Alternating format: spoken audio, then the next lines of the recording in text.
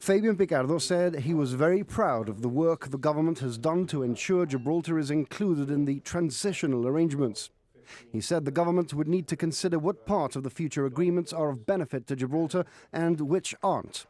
He warned we mustn't fall into the trap of thinking we have to form part of future relationship agreements and have to be willing to walk away from the negotiating table if we feel a deal is bad for us. He said we must be clear in our thinking and united in our approach, and said anyone who thinks we might compromise on matters of sovereignty in exchange for access to trade agreements will be severely disappointed. Opposition leader Keith Osobardi agreed we should walk away from a deal if it's bad for Gibraltar. He said the Chief Minister would find the GSD to be willing participants if he was minded to consult them on the future agreements. And Together Gibraltar leader Marlene Hassan Naon said there should be a cross-party Brexit strategy which would allow a future government to hit the ground running if they were to win a general election in 4 years' time.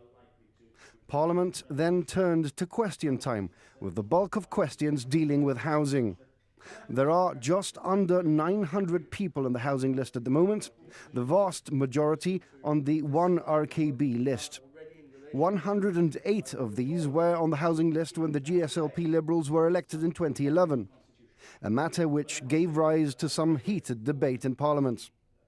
The Chief Minister said this was a considerable reduction from the over 1,000 who were on the list when they were first elected. 24 cases of unlawful occupation of government rental homes have been investigated in the last year. 16 of these have been asked to leave and have complied with these requests.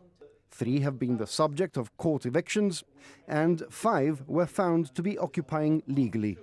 1 case is still under investigation.